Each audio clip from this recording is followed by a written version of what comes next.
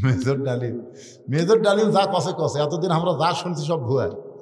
মানুষ মারা গেছে যুদ্ধের সময় 30 লাখ, আসলে 30 লাখ নয় 3 লাখ। আর মা বোনদের ইজ্জত নষ্ট হয়েছে 2 লক্ষ, আসলে ভুয়া কথা। অনেক কথাই বলেছেন, যে প্রথম বলা হচ্ছে তাকে 3 লাখ বলেন, ফট করে 3 মিলিয়ন বলে ফেলেছে। এরপরে জাতির পিতা লিয়া বহু কথা বলেছে, শহীদ জিয়া নিয়ে কথা বলেছে। এগুলো কথা বললে বুঝলেন না, আবার একটা নতুন করে রাজনীতি শুরু হয়ে যাবে, দরকার নাই। মানুষ দেখতেছে, বুঝতেছে, সব কিছু জানতেছে। জরিকন কথা ঠিক কিনা? আমরা সকলেই জানি আমাদের জাতির পিতা ইব্রাহিম শেখ মুজিবুর ঘোড়ার ডিম, কিচ্ছা শেষ।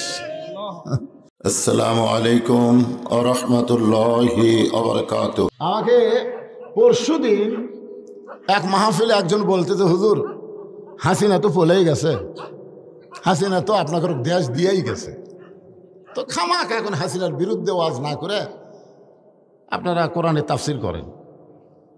তাই লোকটাকে বললাম, আবু জেহেলও মরে গেছে, কিন্তু এখনো কেউ যদি বদরের প্রান্তরে যায়, আবু জেহেলের কবরত পাথর মারে, আর পবিত্র মক্কার কাছে আবু জেহেলের বাড়ির যায় পায়খানা করে, ওই তো মরেই গেছে। তো একবার পাথর মারে, আবার পায়খানা করে কে? মরে গেলে আবু জেহেল শেষ না, কিয়ামত পর্যন্ত আবু জেহেলের চর্চা চলাতে হবে। জোরে কোন কথা ঠিক কি না? কারণ নতুন করে আবু জেহেল যেন তৈরি না হয়। হাসিনা পলে গেছে থেকে হাসিনার ওয়াজ বন্ধ হবে না। নতুন করে আওয়ামী লীগের মতন কোন ফ্যাসিস্ট বাংলাদেশে যেন জন্ম না হয়। জোরে কোন কথা ঠিক কি না? কি মনে করতেছেন? কতগুলা তেল তেলা আছে, হুজুরা হলে এই ওয়াজ। তেল তালা, তুই কোন দলের তেল তেলা? আমরা তো চিনি না। মাথায় টুপি, মুখে দাড়ি, পরনে জুব্বা নিয়ে নবীর হাঁটুর সাথে হাঁটু লাগায় বলতে, হুজুর এটা না গন্ডগোলের আয়াত, গন্ডগোলের আয়াত। আপনারা বলেন তো, যুদ্ধ মানে, জেহাদ মানে কি গন্ডগোল? ভারত যদি আমাকে বাংলাদেশত আক্রমণ করবার চাইতে, ফাটাকেষ্ট মিঠুন চক্রবর্তী 3 দিন আগে ফেসবুকে স্ট্যাটাস দিচ্ছে যে বাংলাদেশ দখল করতে আমাকে 15 দিন লাগবে না। তো এখন একটা নায়ক হয়ে যদি আমাকে বাংলাদেশের ব্যাপারে কথা বলে 15 দিন লাগবে না, তো আমরা কি কমো?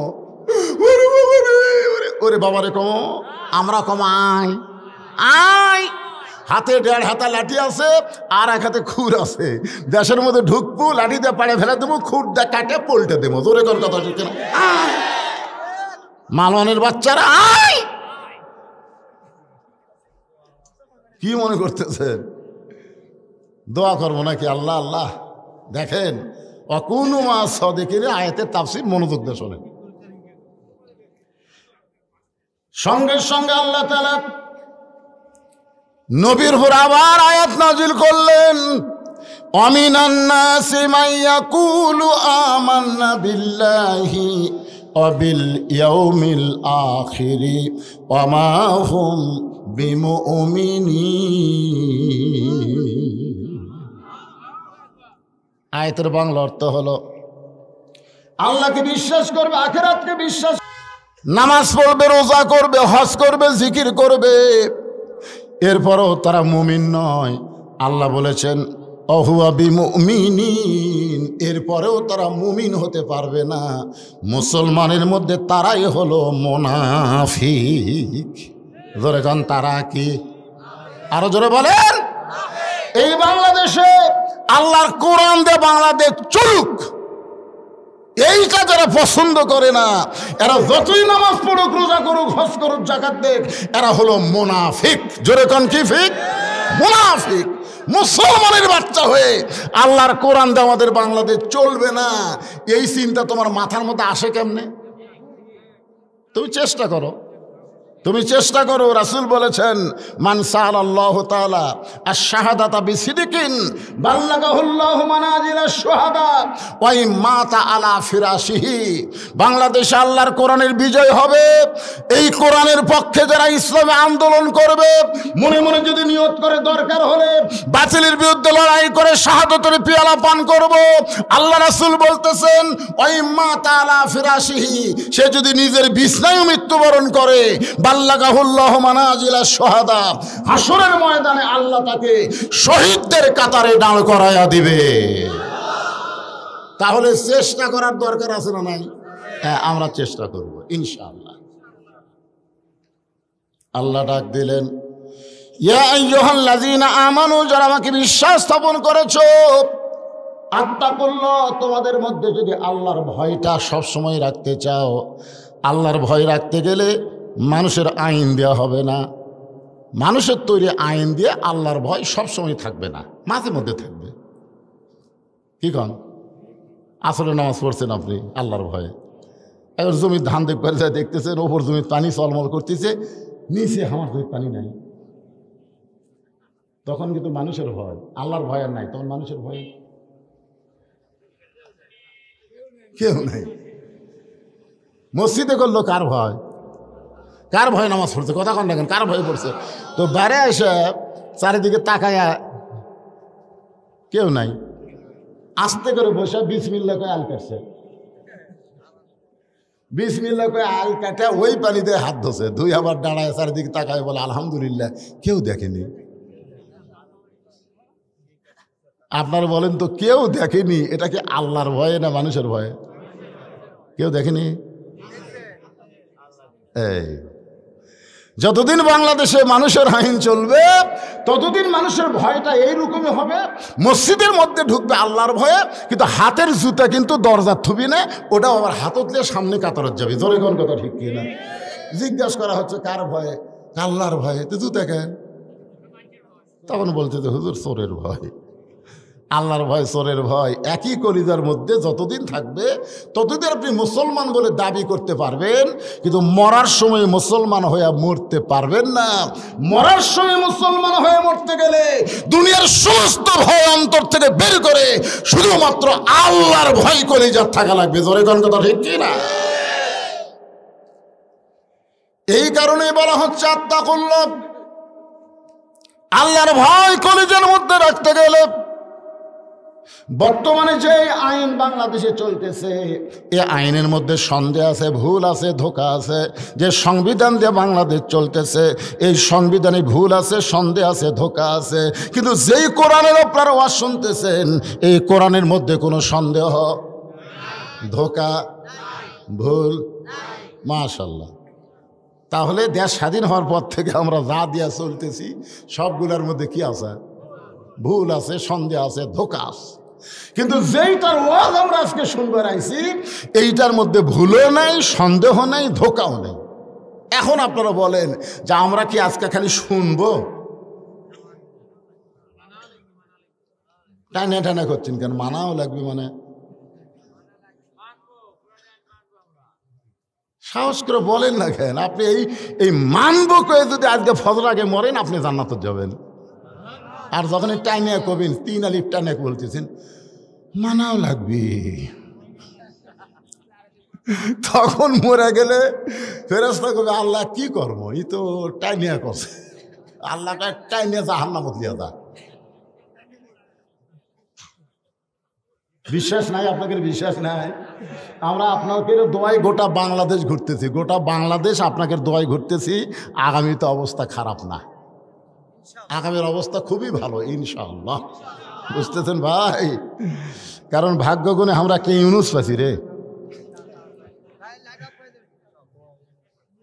আমার ভাই কয় দোয়া ইউনুস, ইউনুস নবীরে খাইল মাছেতে গিলিয়া, ফেরেশতা পাঠাইলেন আল্লাহ ইসমে আজম দিয়া, দমে দমে সে হরদম পড়ে সে ইসমে আজম, মাছেরই উদর হইতে বাঁচাইলা প্রাণ। সবাই বলেন আল্লাহু আল্লাহু, তুমি জানলে জালালুহু, শেষ করা তো যাই না গে তোমার গুণগান।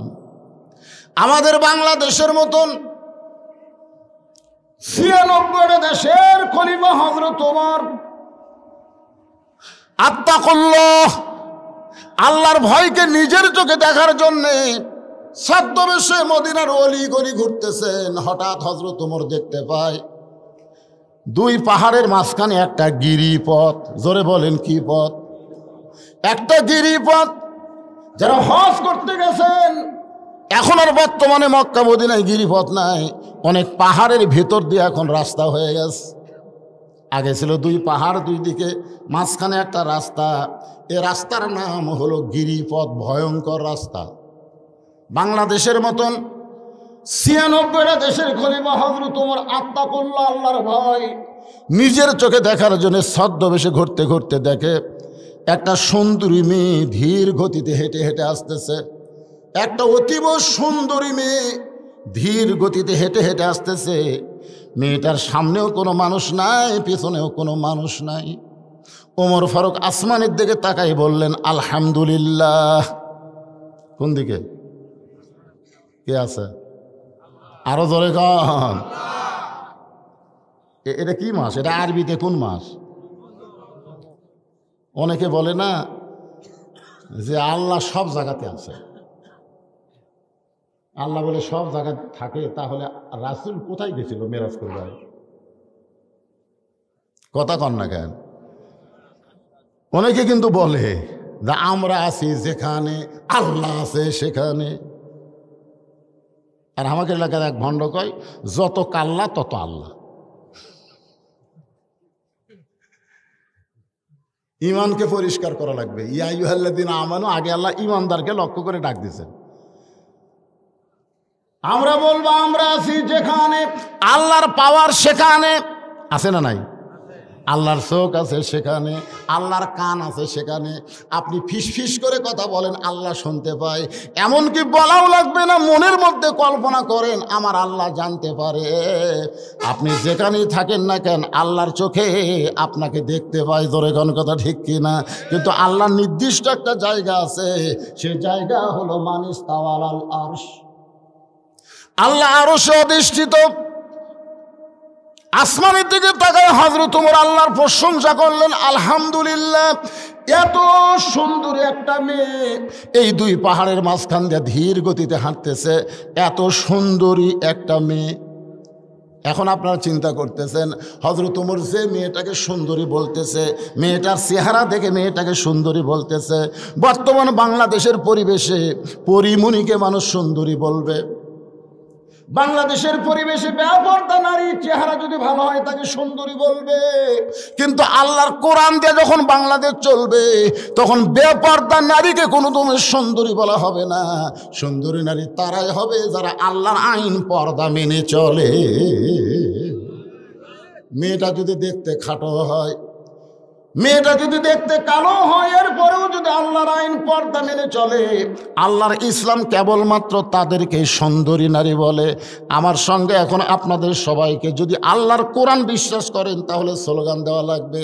আমি যেই বলবো পর্দানিশী নারী যারা, আপনারা বলবেন বিশ্ব সুন্দরী তারা। বলতে পারবেন না? পর্দানিশী নারী যারা। এতগুলো মানুষ, সাউন্ড নেই মানে আপনাদের এলাকার মেয়েরা পর্দা করে না? এই মেয়েরা পর্দা করে না? আপনার এলাকার মেয়েরা করে? তাহলে তো আপনার বউ পর্দা করে, তা আপনি বলতে সমস্যা কি? আমি যেই বলবো পর্দানিশী নারী যারা, আপনার বলবেন বিশ্ব সুন্দরী তারা। পর্দানিশী নারী যারা। ওমর ফারুক মেয়েটার নিকটে গিয়ে বললেন, মা, এই নির্জন পথে তুমি একা একা চলতেছো, তোমার সামনেও কোনো মানুষ নাই, পিছনেও কোনো মানুষ নাই, তোমার অন্তরে কি কোনো ভয় ডর লাগতেছে না? এই গুহার মধ্যে দিয়া গিরিপথ দিয়া তুমি একা একা চলতেছ, তোমার সামনেও মানুষ নাই, পিছনেও মানুষ নাই, একা একা চলতেছো, তোমার কি কোনো ভয় ডর লাগতেছে না? মেয়েটা হেজাবের ভিতর থেকে বলে, পথিক তুমি কি হযরত ওমরকে চিনো? সুবহানাল্লাহ কোন? মেয়েটা কাকে বলতেছে? হযরত ওমরকে লক্ষ্য করে বলে, পথিক তুমি কি হযরত ওমরকে চেনো? যে ওমর আল্লাহর কোরআন দিয়ে রাষ্ট্র চালায়। আল্লাহর কোরআন দিয়ে যখন রাষ্ট্র চলবে, পৃথিবীর এক প্রান্ত থেকে আর একটা প্রান্তে একটা মহিলা যাবে, ওই মহিলার কলিজার মধ্যে কেবলমাত্র আল্লাহর ভয় থাকবে, আল্লাহ ছাড়া পৃথিবীর অন্য কারো ভয় থাকবে না।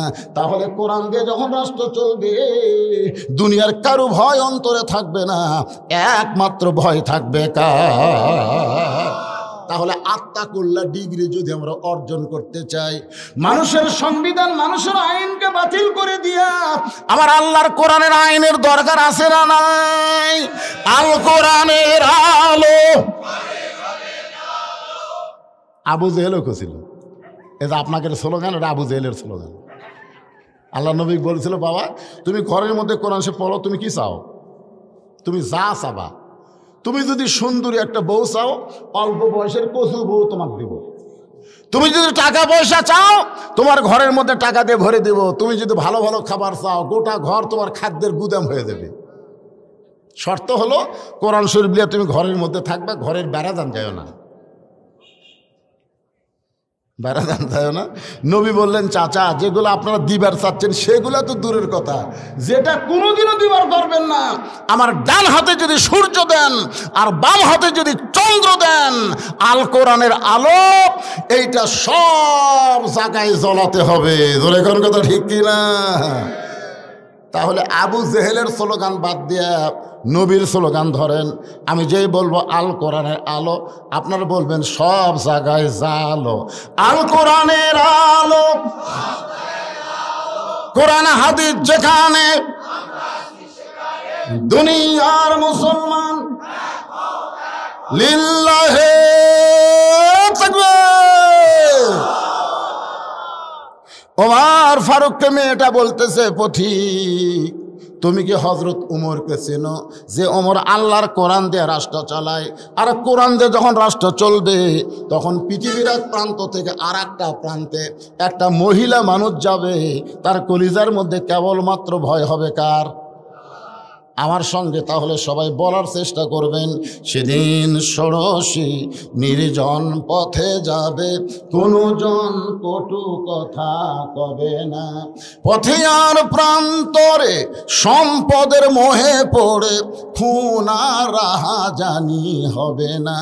সবাই বলেন, যদি মেনে চলি কোরআন। এ কথাটা বলেন, যদি মেনে চলি কোরআন আর রাসূলের বিধান, সকলেই শান্তিতে থাকবে, বাংলার আকাশে কলেমার পতাকা যেদিন দুলবে। আল্লাহু আকবার। বাংলাদেশের আকাশে কলেমার পতাকা দুলুক, এটা কি আপনারা চান? কারা কারা চান? আল্লাহকে একটু হাত দেখান। আল্লাহ যারা হাত টান টান করে তুলতেছেন, আল্লাহ মরার আগে হাত দুলে লুলে করে দিও। আল্লাহ এই টান টান করে তোলেন, লিল্লাহি তাকবীর, হাত নামান।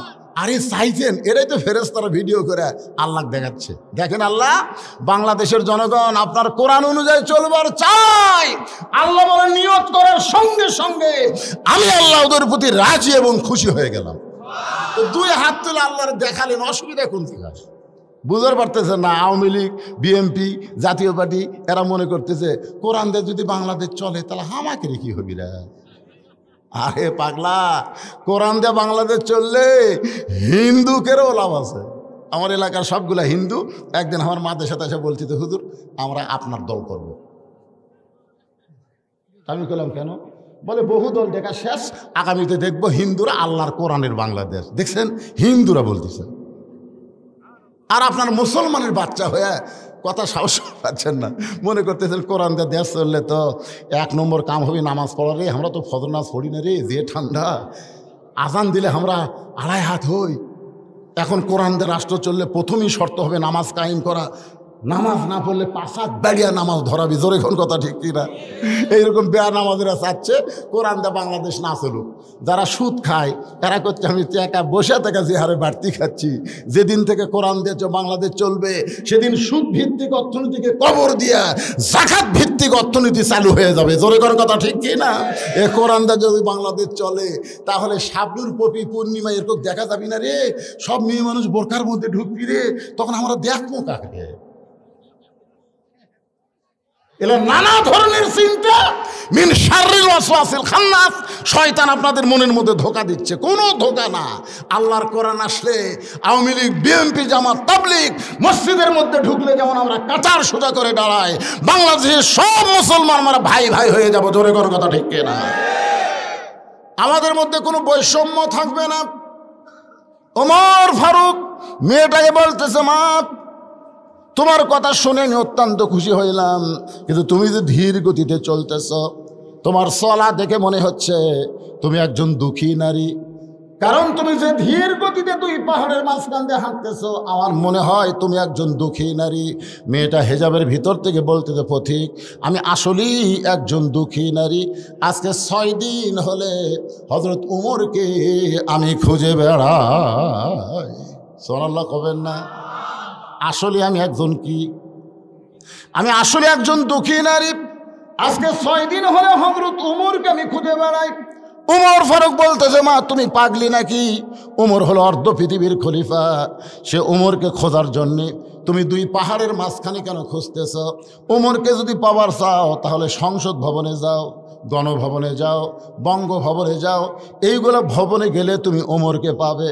মেয়েটা বলে, পথিক রে তুমি জানো না আল্লাহর কোরআন দিয়ে যেদিন পৃথিবী চলবে সেদিন থেকে নেতা খোঁজা লাগবে না, নেতারাই দুঃখী মানুষকে খুঁজে বেড়াবে। সুবহানাল্লাহ বলেন। আল্লাহর কোরআন দিয়ে যখন বাংলাদেশ চলবে কোন এমপি কোন মন্ত্রী খোঁজা আপনাদের লাগবে না। সমস্ত এমপি মন্ত্রী আপনাদের কাছে এসে ঘুরঘুর করবে। জোরে কোন কথা ঠিক কিনা? খালি ভোটের আগে আসে, ভোটের পরে আসে না। গরিবের বন্ধু, সমাজসেবক, জনদরদি এমন সিটারি কথা কয়া ভোট নেয়। আর ভোট নেওয়ার পরে এমপি আর নন্দীগ্রাম নেয়, এমপি ঢাকার বাসায়। জোরে কোন ঠিক কিনা? মাঝে মধ্যে যদি নন্দীগ্রাম আসে কোনো ভোটার, গরিব মানুষ যদি এমপির কাছে যায়, গরিবের বন্ধু, সমাজসেবক, আমার এমপি রে, আমি গরিব ভোট দিছি রে, গরিবের বন্ধু। ওই নন্দীগ্রাম এমপির সাথে দেখা করবে গেছে, স্যামসের অত্যাচারে, স্যামসের অনেক স্যামসে এমপি রেস্টে আছে। ওরে বাবা রে, ভোটের আগে করলো কি আর ভোটের পরে শালা হলো কি রে? আল্লাহর কোরআন দিয়ে যখন বাংলাদেশ চলবে তখন নেতা খোঁজা লাগবে না, নেতারাই দুঃখী মানুষকে খুঁজে বেড়াবে। সুবহানাল্লাহ।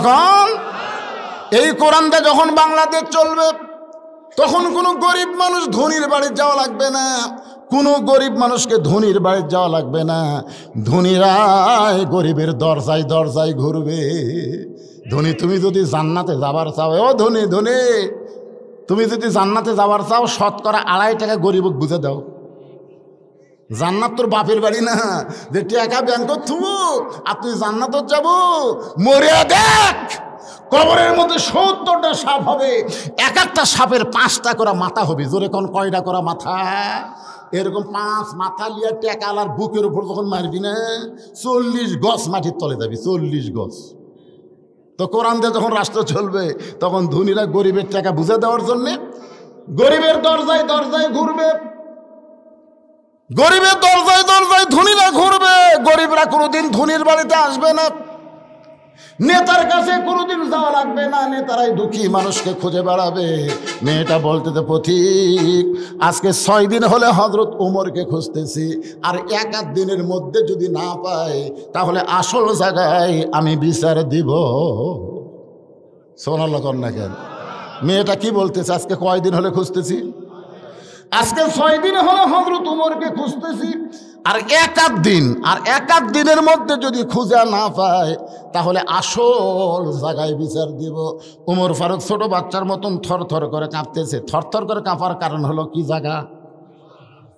আপনারা বলেন তো, হাসিনার এরকম পতন হওয়ার কারণ কি? আমরা জজ কোর্ট, সুপ্রিম কোর্ট, হাইকোর্ট সব জায়গায় কিন্তু বিচার দিচ্ছি, কাম হয়নি।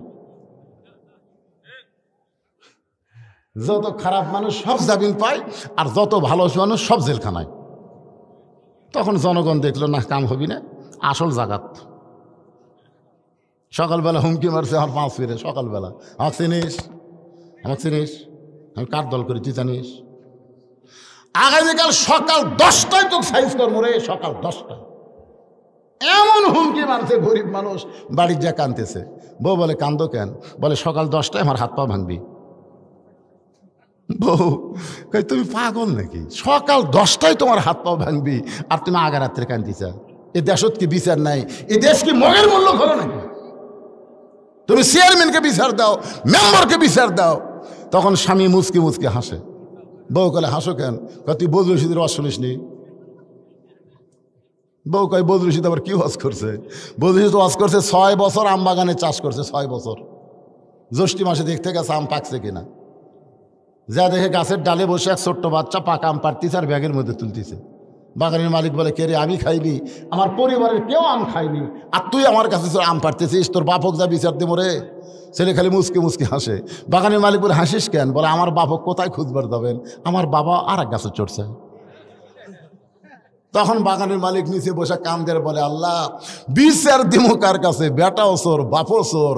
আমাদের বাংলাদেশ 15.5 বছর এরকম হয়েছিল, বিচার দেওয়ার কোনো জায়গাই ছিল না। ছোট নেতার থেকে বড় নেতা সব শালারাই চোর। জোরে জোরে কথা ঠিক কিনা? সব চোর। একের প্রধানমন্ত্রী পর্যন্ত 56,000 কোটি টাকা ওনার বোন, ওনার ছেলে আর উনি, এই তিনজন মিলে ওই রূপপুর 56,000 টাকা কোটি, 1000 কোটি টাকা প্রধানমন্ত্রী চুরি করছে। তাহলে আপনাকে রানা কি বসে থাকবে? আতি নেতা, ফ্যাতি নেতা, সাথী নেতা, যত নেতা সব শালারাই চোর। বিচার দেওয়ার কোনো জায়গা নেই। বেটাও চোর, কথা কয় না কেন? বেটাও চোর। এখন বউ বলে, তাহলে কান্দো কার কাছে? স্বামী বলতেছে, আসল জায়গায় বিচার দিছি, দেখি আল্লাহ কি করে। আল্লাহ আল্লাহ, আগামীকাল সকাল 10টায় আল্লাহ, আমি একটা নিরপরাধ মানুষ, আল্লাহ আমার কোনো অপরাধ নাই, আমার হাত পা ভাঙবে আল্লাহ। আল্লাহ কয়, ঠিক আছে, তোর ভাঙ্গার আগে ওর ভাঙ্গি। এখন আল্লাহ পারে কি পারে না? কথা কর না কেন? আর বউ দুপুরবেলা প্যান্ট শার্ট পরিষ্কার করছে, টাই চালা গোসলখানা, প্যান্ট শার্ট পরিষ্কার করছে, কিন্তু সাবানের ফ্যানটা পানি দিয়ে যে ধুয়ে দেওয়া লাগবে ওটার মনে নাই। যে মেয়ে মানুষ সবসময় স্টার জলসা জি বাংলা দেখে, এরা কিন্তু তরকারিও মাঝে মধ্যে পড়ে। জোরে কোন কথা ঠিক কিনা? হ্যাঁ, সবসময় ওই চিনতে। রাত্রে দেখা হয়নি, দিনত দেখবো, কখন আবার একই নাটক বারবার ফেরত দেয়। ই আবার কয়, আপনি কেমনি জানেন? মৌলবীরা জানে না এমন কোনো কথা আছে কে পাগলা? আয় আয়, আরে আমার এলাকাতে আমি কি শহরত আসমানত থাকি না গ্রামত থাকি? লিজি দেখছি এক মানুষ, এই সব পুরো শেষ হলো রে, মানে পোড়া গন্ধ বার হয়ে গেছে। ওই গ্যাসের চুলার উপরে তরকারি তুলে দিয়ে ওই নাটক দেখবার গেছে। এখন নাটক দেখবার যে তরকারি তুলে দিয়েছিল মনেই নেই। একে তরকারি পুড়িয়ে পারলে পুড়িয়ে, আপনি বলেন তো তরকারি আর পাল্লা পুড়লে কয় বাড়ি পর্যন্ত যায়? দৌড়ে এসে দেখে, কে রে কি হলো? ও যে স্টার জলসা দেখবার যাই তো কাম ছাড়া। তা এখন প্যান্ট শার্ট পরিষ্কার করছে, সাবানের ফ্যানটা পরিষ্কার করেনি। এক সময় ওই ফ্যানটা শুকে টাইলসের ওপর ল্যালপা হয়ে আছে। ল্যালপা বোঝেন? রাত 9টার সময় যে বেটা হুমকি দিস, আগামীকাল সকাল 10টায় তো সাইজ কর্ম, ওই রাত 9টার সময় পন্সের স্যান্ডেল পাওয়ার দিয়া তলা সমান ওই বাথরুমে পেশাব করবার গেছে। ওর বউ যে ল্যালপা করে তো তুই কি জানে? ওই পন্সের স্যান্ডেল পাওয়ার দেয় ল্যালপার উপর কেবল 2 পাও দিছে একবারে। আপনারা মনে করেন একবারে যদি 2 পাও যায়, কোনো ব্রেক ধরার বুদ্ধি আছে? ঠাস করে পড়েছে। ও মারে বাবারে কই চিল্লা উঠছে। বউ দৌড়ায় সেটাকে, স্বামী বেহুশে আছে, চোখে মুখে পানি দিয়েছে, চেতন পায়, কয় আমার মাথা গেছে। মোবাইল করেছে শহীদ জিয়া মেডিকেল কলেজের অ্যাম্বুলেন্সে। অ্যাম্বুলেন্স রাত 11টার সময় প্যাঁপো প্যাঁপো করে গ্রামের মধ্যে ঢুকছে। স্বামী বলতেছে, আমার গ্রামে কে অসুস্থ হলো, আমি একটু বাইরে যাই। বউ বলতেছে, তোমার কি মনে নাই তোমার হাত পাও ভাঙবি? সেটা তো সকাল 10টায় রে, এখন বাজে রাত 11টা। আমার গ্রামের কোন বাড়িতে অ্যাম্বুলেন্স আসতেছে একটু দেখা লাগবে না? ওই বার হইয়া দেখে, যাই হুমকি মারছে ওরই দরজা। আস্তে আস্তে যায়, দেখে তক্তা যেরকম বার করে, তক্তা ওই রকম শান করে বার করে অ্যাম্বুলেন্সের এক দিক দিয়ে ঢুকে দিচ্ছে। ওই জানলার যা বলতে থেকে, ভাই সকাল 10টা বাজতে অনেক বাকি ভাই, 41 সালের বহু বাকি ভাই, 24 সালের খবর কি?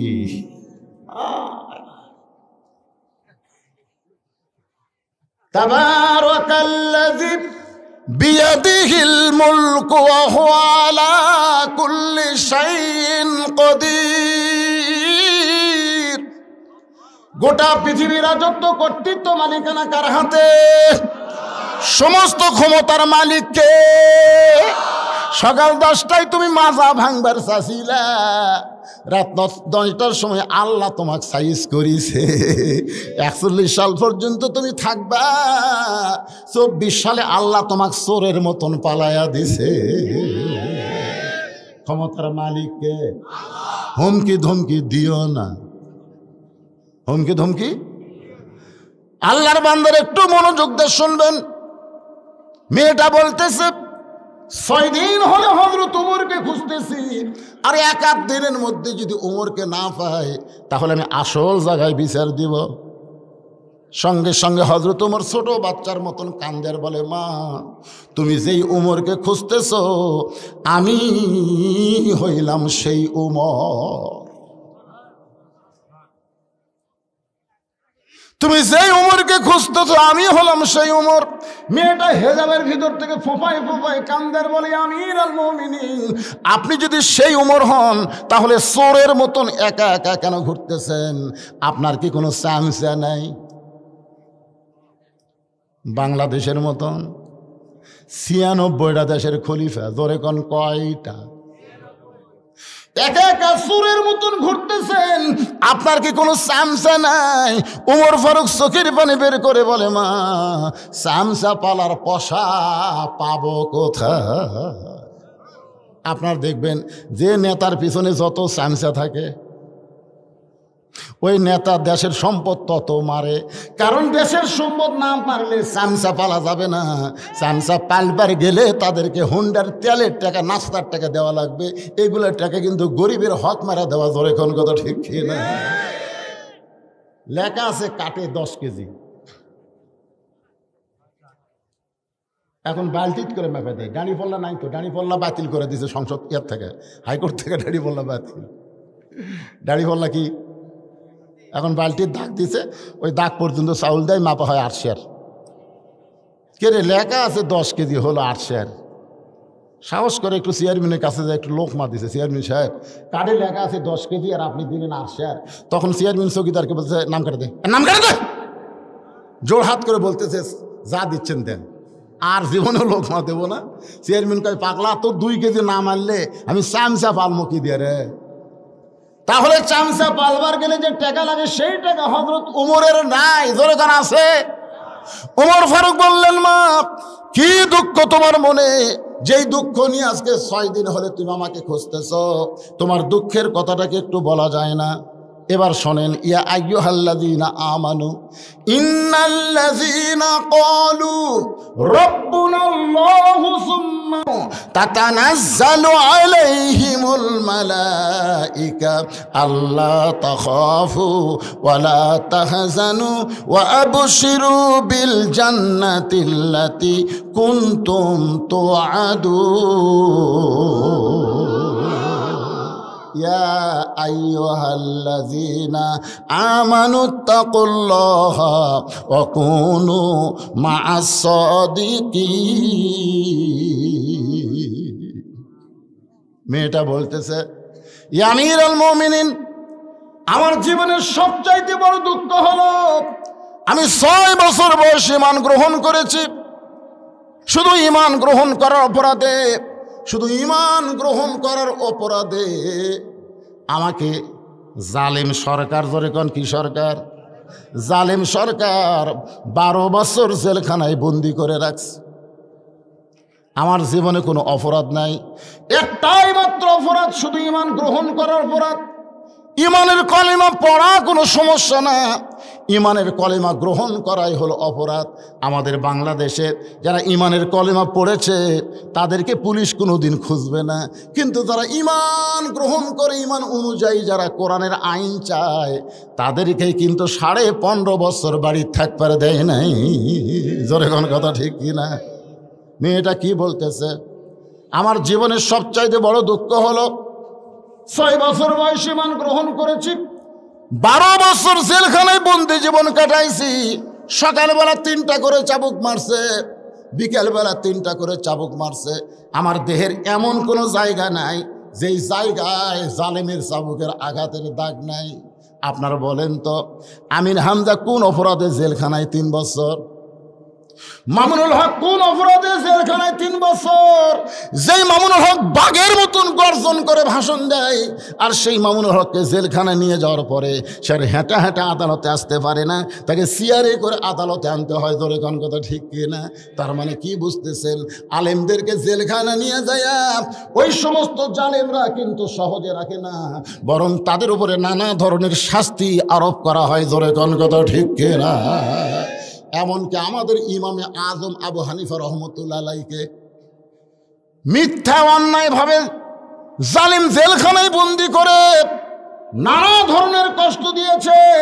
আবু হানিফা রহমতুল্লাহ আলাইহির মা একদিন ছেলেকে দেখতে গেছে।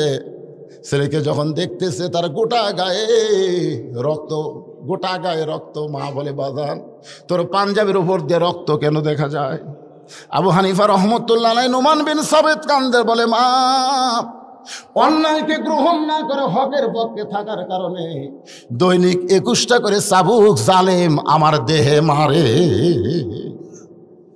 আমরা যেই মাযহাবকে মানি, চিন্তা করেন, আমাদের মাযহাবের ইমাম বাতিলের সঙ্গে আপোষ না করে দৈনিক যদি 21টা করে চাবুক খায়, শেষে তাকে বিষ পান করে যদি হত্যা করা হয়, আর আমরা সেই মাযহাব মানব আর অন্যায়ের সঙ্গে আপোষ করব, হকের পক্ষে থাকবো না, এই মাযহাব মানা দিয়ে আপনি কিন্তু জান্নাতে যাবার পারবেন না।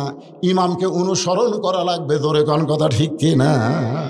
আপনি যদি ইমামকে অনুসরণ করেন, ইক্তেদাই তো বিহাদাল ইমাম, আপনি অনুসরণ করলেন কিন্তু ইমামের আগে রুকুত গেলেন, ইমামের আগে ছেদায় গেলেন, তাহলে ইমামকে অনুসরণ করবেন, আবু হানিফার মাযহাব মানবেন, কিন্তু তার মতন বাতিলের সঙ্গে জিহাদ করবেন না। তাহলে তো আপনার হলো না। কথা কন না কেন? বারে মন খারাপ করতেছেন আপনারা? একটু মনোযোগ দিয়ে শুনবেন। যে কোনো সময় আমাদের মৃত্যু হবে, যে কোনো সময়। আজকের মাহফিলটা মনে করেন আমার জীবনের শেষ মাহফিল, আপনার জীবনের শেষ মাহফিল হতে পারে। ধরে কোন ঠিক কিনা? তাই হক কথা বলার সময় জবান বন্ধ রাখেন না। আপনি কোন দল করেন সেটা ভুলে যান। কোরআনের মাহফিলে যখন বসেছেন তখন নিশ্চয় আপনি আল্লাহর দল হয়ে গেছে। আপনি বারে কোন দল করেন ভুলে যান। কি কোনো দল আপনাকে বাঁচাবে না, কোনো দল আপনাকে রক্ষা করতে পারবে না। যদি আপনি আল্লাহর কোরআনের দলে ভর্তি হয়ে যান, এই কোরআনের ওসিলায় আল্লাহ আপনাকে জান্নাত দিয়ে দিবে।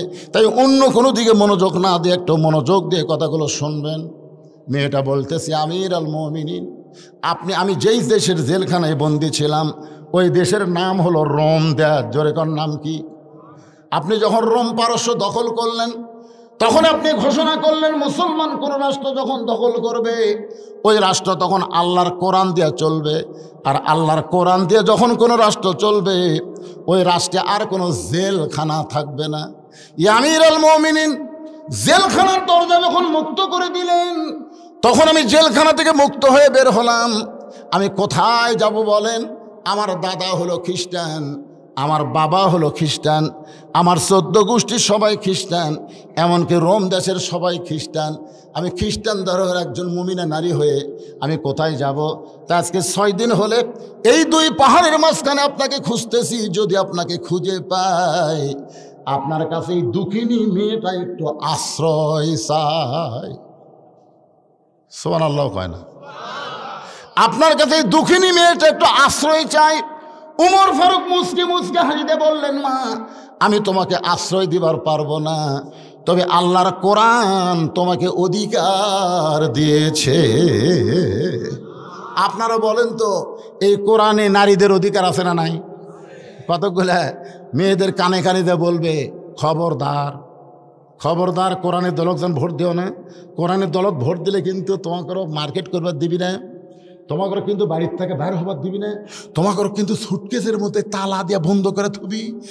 এমন ভয় দেখাবি, বুঝলেন? আর না রে ভাই, আমার মায়েরা যারা আছেন শোনেন, মা শোনেন, নারীদেরকে সবচাইতে বেশি অধিকার দিয়েছে ইসলাম। জোরে কোন কথা ঠিক কি না? এক সময় বক্তারা ওয়াজ করতো, মেয়েরা তখন বুঝতো না, বক্তারা আসা ইচ্ছা মতো ওয়াজ করে যাইতো। এক বক্তা ওয়াজ করছে, স্বামীর পায়ের তলে বইয়ের জান্নাত। স্বামীর পায়ের তলে কি? বইয়ের জান্নাত। এটা শোনার পরে তো স্বামী সেই মশান, বুক খালি মাঝে তুই যতই ইবাদত কর, যতই নামাজ পড়, আমার এই ফাটা পায়ের তলে তোর জান্নাত।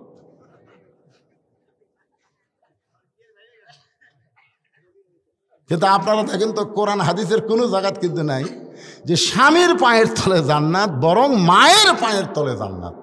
কোন মরদ মানুষের পায়ের তলে জান্নাত নাই। জান্নাত আছে নারীদের পায়ের তলে, সেই নারী যদি মা হয়। কথা কন না কেন? ইসলামে বাপের দাম বেশি না মায়ের দাম বেশি? এক বাক্যে মায়ের সন্তান কথা বলেন, বাপের দাম বেশি না মায়ের দাম বেশি? আর কি বুঝাই? ইসলামে ছেলের দাম বেশি না মেয়ের দাম বেশি? এক সাহাবী বলতেছি, ইয়া রাসূলুল্লাহ, আল্লাহ আমাকে একটা মেয়ে দিছে। রাসূল বলেন একটা জান্নাত। আর একজন সাহাবী কয়, হুজুর আল্লাহ আমাকে দুটা মেয়ে দিছে। রাসূল কয় দুটা জান্নাত। আর একজন দাঁড়িয়ে বলে, ইয়া রাসূলুল্লাহ, আল্লাহ আমাকে তিনটা মেয়ে দিছে। আল্লাহ রাসূল বললেন, তুমি শুধু জান্নাতি না, আমার সাথে জান্নাত। এক সাহাবী দাঁড়িয়ে বলে, ইয়া রাসূলুল্লাহ, আল্লাহ আমাকে একটা পুত্র সন্তান দিছে। রাসূল বলেন, এজলেস, বস। তুই দাঁড়াছিস কেন? তুই দাঁড়াছিস কেন? আমি নবী ততক্ষণ বলতে পারি না যতক্ষণ আল্লাহ না বলায়। এখন পর্যন্ত বেটা ছেলের বাপের কি হবে আমি রাসূল জানি না। আল্লাহ রাসূল বলেছেন, বাজার থেকে যদি তুমি মিষ্টি কিনো, বাড়িতে যায় তোমার ছেলে মেয়ে দুইজন আছে, তুমি মিষ্টির প্যাকেট ভুল করে যান এই গাবড়া ছেলের হাতে দিও না, মিষ্টির প্যাকেট দিবা মেয়ের হাতে। সুবহানাল্লাহ কর না কেন? এখন মেয়েটা মিষ্টির প্যাকেট খুলে দেখে 3 মিষ্টি। যখন কয়টা? একটা বাপক দিয়েছে, একটা মাওক দিয়েছে, একটা ভাইক দিয়েছে।